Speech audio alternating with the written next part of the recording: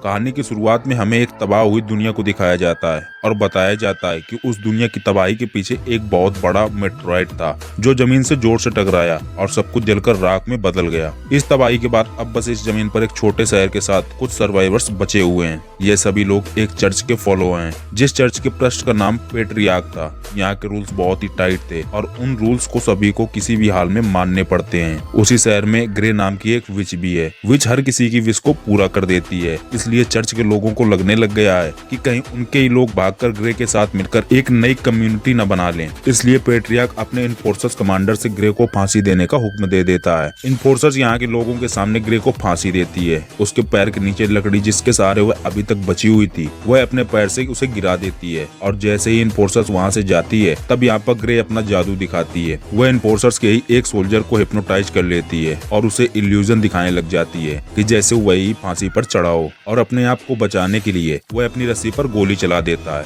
लेकिन सच्चाई तो यह थी कि गोली ग्रे के रस्सी पर चली थी और ग्रे फांसी से आजाद हो जाती है। उसके बाद ग्रे उसे दोबारा से एक इल्यूजन दिखाती है जिसमें ग्रे उसके पास आ रही थी। ग्रे को मारने के लिए वह गोली चला देता है, लेकिन हमें देखने को मिलता है कि असल में यह गोली उसने अपने ही एक साथी पर चलाई थी और उसे मौत के घाट उतार दिया था। यह देखकर इन्फोर्सर्स उसके पीछे आती है और सबसे पहले उसने इस सिपाही को ही मार डाला जो ग्रे के इल्यूजन में आया था। इसके बाद इन्होंने ग्रे को हर जगह ढूंढा, लेकिन ग्रे इन्हें कहीं पर भी नहीं मिली। ग्रे तो इधर ही कहीं छुपी थी, लेकिन उसने इन सारे लोगों को इस तरह से दिखाया कि ग्रे यहाँ है ही नहीं। और फिर यहाँ रुककर उसने एक एक करके इन्फोर्सर्स के सभी सोल्जर्स को मार दिया। उसने इन्फोर्सर्स के गले पर जब चाकू रखा तो इन्फोर्सर्स ने कहा कि मार दो मुझे, लेकिन गला काटने की बजाय उसने उसी को फांसी पर चढ़ाते हुए यहाँ से चली गई। अब सीन को यहाँ से सीधा शिफ्ट करके हमें बॉयज को दिखाया जाता है जो कि एक टनल के करीब से होता हुआ गुजर रहा था। तो अचानक से बहुत सारे डाकू उसके ऊपर हमला कर देते हैं। एक डाकू उसी की गन को उसके घोड़े से उतारने की कोशिश करता है कि तभी एकदम अचानक से दो मुंह वाला सांप उस डाकू के ऊपर हमला करके उसे डस लेता है। इसके बाद बॉयज बाकी के बच्चे डाकुओं से लड़ने लग जाता है। किसी को अपने स्किल से फाइट करते हुए मारता है तो किसी को अपनी बंदूक से शूट करके उनकी जानें ले लेता है। तब हमें पता चलता है कि बॉयज कोई आम इंसान नहीं था, वो एक बंटी हंटर था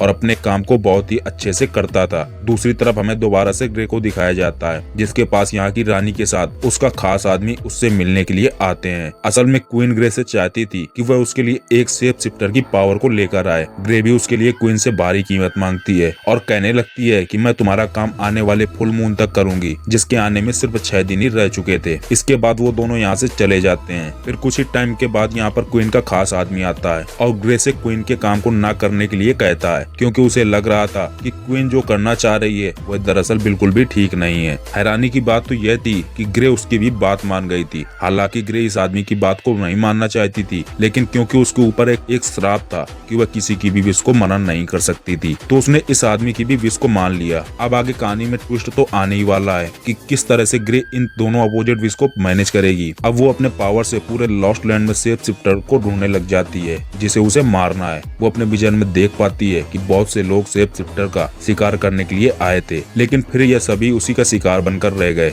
इन सभी को मार देने के बाद शेप शिफ्टर ने एक बहुत ही जोरदार दहाड़ मारी जिससे डरकर ग्रे का जादू टूट जाता है। सीन काटकर हमें क्वीन को दिखाया जाता है जो इस टाइम अपने किंग के पास थी। यहाँ पर पहली बार में किंग दिखाए गए जो कि बहुत ही ज्यादा बीमार हो चुके हैं और बेड पर ही पड़े रहते हैं। ग्रे बॉयज से मिलने के लिए आती है क्योंकि बॉयज यहाँ का सबसे अच्छा हंटर था और ग्रे को अपना मिशन पूरा करने के लिए उसे ऐसे ही किसी आदमी की जरूरत थी। वह उसे शेप शिफ्टर को मारने के लिए अच्छे पैसे देने का ऑफर करती है। ग्रे बॉयज के साथ खुद भी द लॉस्ट लैंड जाना चाहती थी जहाँ पर उस शेप शिफ्टर का बिल है। असल में वहीं पर शेप शिफ्टर को मारकर उसकी ताकत को कैद किया जा सकता है। बॉयज पहले ही ग्रे को अलर्ट कर देता है कि यह रास्ता बहुत ही लंबा हो सकता है और इसमें बहुत ही खतरों का सामना करना पड़ सकता है। इस खतरे में कई तरह के डीमंस के साथ टूटे फूटे रास्ते भी होंगे, लेकिन ग्रे किसी भी तरह के मुश्किल रास्ते को पार करने के लिए तैयार थी। चर्च के लोग जो अभी ग्रे के पीछे पड़े हुए हैं वो ग्रे को ढूंढते हुए इस बार पर अटैक कर देते हैं और उनके हाथ लगने से पहले ही ये दोनों वहाँ से भाग जाते हैं। हम देखते हैं कि पेट्रियार्क को अंदर ये खबर मिली थी कि क्वीन भी सीक्रेटली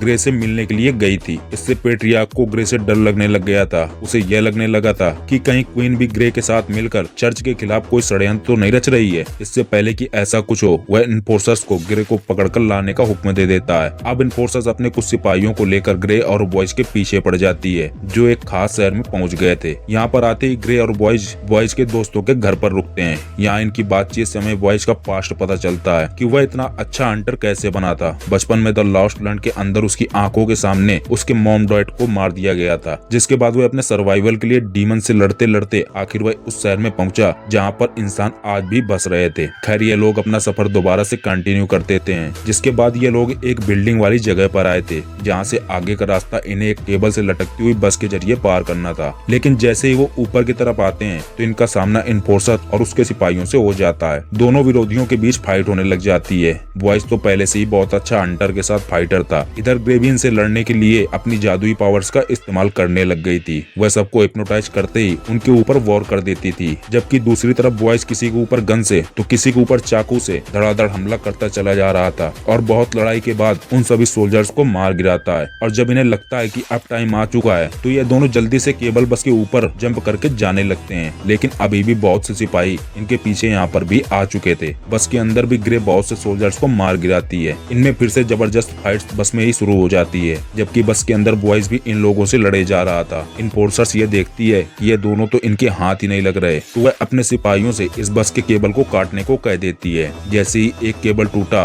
बस डिसबैलेंस होकर नीचे गिर गई, लेकिन अभी भी वो एक चट्टान के बीच लटकी हुई थी। ग्रे अपने चाकू के सहारे से बस के ऊपर की तरफ आने की कोशिश करने लग जाती है, जबकि बॉयज इन सरकती हुई चट्टानों के ऊपर चढ़ रहा था। लेकिन तभी बस की दूसरी केबल भी काट दी गई और इनके पास जो उम्मीद बची हुई थी अब वह भी खत्म हो गई। लेकिन वे दोनों अपने चाकू को इस्तेमाल में लेते हुए आखिरकार ऊपर चढ़ने में कामयाब हो गए। यह देखते हुए इन्फोर्सर्स ने अपनी स्नाइपर को निकालकर बॉयज को शूट करने की कोशिश की, लेकिन स्नाइपर के लेंस के जरिए ही ग्रे ने दोबारा से इन्फोर्सर्स को हिप्नोटाइज कर लिया। उन्हें ऐसा फील हुआ कि वह दोनों वहाँ से चले गए हैं और इस तरह उन दोनों का पीछा उन लोगों से बच गया। फाइट्स के दौरान बॉयज को एक गोली लग चुकी थी, जिसकी वजह से उसे बहुत ज्यादा दर्द हो रहा था। बॉयज खुद ही उस गोली को अपने शरीर से निकाल देता है और ग्रे उसके जख्मों पर टाँके लगाती है। इधर हमें क्वीन को दिखाया जाता है, जिसे पता चलता है कि वह प्रेग्नेंट है। क्वीन को एक वारिस मिल चुका था, इसलिए उसे किंग को अब और सैनिक की जरूरत नहीं थी। क्वीन का रवैया भी कुछ ठीक नहीं था। वह किंग से अलग भी होना चाहती थी, लेकिन किंग से अलग होने पर जो उसे क्वीन की हैसियत से ताकत मिली है वह उसके पास से खत्म हो जाएगी। इसलिए बिना रहम दिखाए फौरन से किंग को मार देती है और सबसे झूठ कह देती है कि उनकी बीमारी की वजह से उनकी मौत हो गई। इधर ये लोग अब एक ऐसे शहर में पहुंच चुके थे जहाँ इनके पीछे बहुत सारे डीमंस लग जाते हैं। ये अजीबो गरीब तरह के दिखने वाले क्रिएचर्स इंसानों के जैसे ही लग रहे थे, लेकिन देखने में बहुत ही भयानक थे। इससे पहले कि ये ग्रे के ऊपर हमला कर देते, बॉयज अपने चारों तरफ ऑयल फैलाकर वहाँ आग लगा देता है, क्योंकि उसे अच्छे से पता था कि आखिर इन क्रिएचर्स की कमजोरी क्या है। इन्हें आग से डर तो लगता था, लेकिन ये डीमंस तो उनकी सोच से भी कई ज्यादा मात्रा में थे। वे सभी डीमंस जमीन के नीचे से निकल आए और आग को बुझाते हुए उनके करीब बढ़ने लग गए। अपने करीब आने वाले डीमंस को बॉयज मारने लग गया और इस तरह से इतने सारे डीमंस के झुंड से बचे हुए दो इंसानों को देखकर इन सभी डीमंस के लीडर को बहुत ही ज्यादा हैरानी हुई और वह इनके सामने आ पहुंचा। उसको देखते ही ग्रे अपने जादू उसके ऊपर करने लग गई। उसने क्रिएचर्स के लीडर को हिप्नोटाइज करके इन सारे क्रिएचर्स को अपने से दूर करवाने का ऑर्डर दिलवाया, जिसके बाद मौका मिलते ही वो अपने हाथों से आग निकालती है और सारे के सारे क्रिएचर्स को जलाकर राख में बदल देती है और आखिरकार उनसे इनका पीछा छूट जाता है। आगे चलकर बॉयज उससे पूछने लगता है कि मुझे आग के बारे में पता ही नहीं था, तुमने वो आग कैसे जलाई थी? तब ग्रे ने उसे सच्चाई बताते हुए कहा कि असल में मैंने वहाँ पर कोई आग नहीं जलाई थी, बस इन सारे डीमंस को इल्यूजन दिखाया था। डीमंस अपनी सोच के साथ साथ उस आग के डर की वजह से ही मर गए। अब अगला शहर लास्ट लैंड था। कुछ देर की दूरी पर बॉयज उसे इस बार भी रोकता है और कहता है आगे चलना बहुत ही ज्यादा खतरनाक है, तुम्हारी जान भी जा सकती है। अब ये दोनों बात करते हुए ब्रिज को पार ही कर रहे थे कि इन्होंने देखा इन्फोर्सर्स अपनी बहुत सारी आर्मी को लेकर इनके पीछे अभी भी लगी हुई थी। सामने इनके ब्रिज के अलावा कोई और रास्ता था भी नहीं। आखिर बचते तो बचते कैसे? तभी ग्रे को एक और आइडिया आता है। वह ब्रिज पर तेजी से भागने लग जाती है और इन्फोर्सर्स भी ट्रेन की स्पीड ज्यादा करते हुए ग्रे को कुचलने का प्लान करने लग जाती है। लेकिन एक पॉइंट पर जाकर इन्फोर्सर्स को पता चलता है कि यह ब्रिज असल में टूटा हुआ था। उनके ट्रेन की स्पीड इतनी तेज थी कि वे ब्रेक भी नहीं लगा पाए और ब्रिज के आखिरी पॉइंट पर पहुंचने पर ग्रे ने जंप लगा ली, जहां उसे नीचे लटके हुए बॉयज ने पकड़ लिया और उसकी जान तो बच गई, लेकिन इन्फोर्सर्स के साथ उसके सारे साथी अपनी जान से हाथ धो बैठे। यहाँ जब पेट्रियार्क को यह पता चलता है कि उसके सभी साथी मारे गए तो उसे एक भयानक सा डर सताने लग गया। उसे लगने लगा कि वह जो अपने मजहब के नाम पर सबको अपना गुलाम बनाए बैठा है। ऐसा ना हो कि कोई ग्रे के साथ मिल जाए और उसकी यह ताकत उससे छीन ली जाए। इसलिए वह सारे गुलाम लोगों में यह जाहिर करने की कोशिश करने लग जाता है कि क्वीन ग्रे के साथ मिलकर इस जगह को बर्बाद करना चाहती है। क्वीन को जैसे ही इस बारे में खबर लगती है तो वह अब अपने एक खास आदमी से अपनी बात मनवाने का फैसला कर लेती है। उसे करीब करते हुए अपने प्यार के जाल में फंसाकर वो उसके जरिए पेट्रियार्क के साथ उसके सारे लोगों को जान से मरवा देती है। इधर दिखाया गया जहाँ पर शेप शिफ्टर रहता था। अभी कुछ ही देर में फुल मून भी होने वाला था। ग्रे ने देखा कि यहाँ पर बहुत सारे ह्यूमन स्कल्स रखे हुए थे। बॉयज ने बताया ये सभी उन लोगों के स्कल्स हैं जो शेप शिफ्टर का शिकार करने के लिए आए थे। अभी भी सोच लो वक्त है। लेकिन यहाँ पर भी ग्रे उसकी बात को टाल देती है। ग्रे अपनी उंगलियों में बड़े बड़े चांदी के नुकीले नाखूनों को लगाने लग जाती है। उसे पहनकर वो बॉयज के साथ एक बहुत ही बड़ा राज रिवील करती है और कहने लग जाती है कि तुम्हें क्या लगा कि मैं नहीं जानती? मैं जानती हूँ कि तुम ही वह शेप शिफ्टर हो। मैंने इस बारे में पहले से ही अपने जादू से पता लगा लिया था और मैंने ही तुम्हें इस काम के लिए इसलिए हायर किया क्योंकि तुम यहाँ रहते थे, इसलिए तुम मुझे यहाँ तक सेफली पहुँचा सकते थे और तुम्हें यहाँ तक लाने का मकसद भी यही था कि तुम्हारी ताकत लेने के लिए तुम्हें तुम्हारी जगह यानी तुम्हारे बिल में लाकर मारना जरूरी था। फुल मून होते ही बॉयज भी उसी के सामने ही शेप शिफ्टर यानी एक भेड़िए में तब्दील होने लग जाता है। इस भेड़िए के रूप में आते ही बॉयज की ताकत बहुत ज्यादा मात्रा में हो जाती है और वह ना चाहते हुए भी ग्रे के ऊपर तेजी के साथ हमला कर देता है। ग्रे भी अब लड़ने के लिए तैयार थी। अपने जादू से वो बॉयज को हिप्नोटाइज करते हुए ऐसा दिखाती है कि जैसे बहुत सारे परिंदे उसके पास आ रहे हैं। इन परिंदों को हटाने के लिए भेड़िया अपने हाथ को इधर उधर करने लग जाता है कि तभी उसी टाइम एक बहुत बड़ा सा परिंदा उसके ऊपर हमला करने के लिए पहुंचता है। उससे बचने के लिए जैसे ही बॉयज पीछे होने लगा तो उसकी कमजोरी और उसके भटके हुए दिमाग का फायदा उठाते हुए ग्रे अपने चांदी के नाखून से उसके ऊपर हमला कर देती है। इतने में ही चांदी बादलों के पीछे छिप जाता है और बॉयज की बॉडी इंसानी रूप ले लेती है। ग्रे के हमले की वजह से वो फिलहाल के लिए बेहोश हुआ था। होश में आकर वह देखता है कि वह तो एक बड़ी जंजीरों से बंधा हुआ है। वो अपने आप को कमजोर फील कर रहा था। यहाँ में पता चलता है कि शेप शिफ्टर की कमजोरी असल में चांदी है और ग्रे ने उसे कमजोर करने के लिए एक बहुत ही अच्छा खेल खेला था। जब ग्रे ने उसके शरीर पर टाके लगाए थे तो उसके अंदर ही एक चांदी का सिक्का डाल दिया था जो अब उसकी बॉडी में रिएक्ट करके उसे कमजोर बना रहा था। अब वह बॉयज से माफी मांगती है और कहने लग जाती है कि मैं जो करने जा रही हूँ वह तो मैं करना नहीं चाहती, लेकिन मैं अपने श्राप की वजह से मजबूर हूँ। वो उसकी जान लेने ही वाली थी, लेकिन तभी बॉयज ने कहा कि मेरी भी एक विश है। बॉयज उससे विश करता है कि तुम मेरे पास ही रहो। दरअसल वो अब ग्रे से प्यार करने लग गया था। यह सुनकर ग्रे की आंखों में आंसू आने लग गए और उसने कहा कि हर विश की एक भारी कीमत भी चुकानी पड़ती है। बॉयज इसके लिए भी तैयार था, लेकिन ग्रे तो बुरी तरह से फंस चुकी थी। वो क्वीन की विश पूरी करती कि क्वीन के खास आदमी की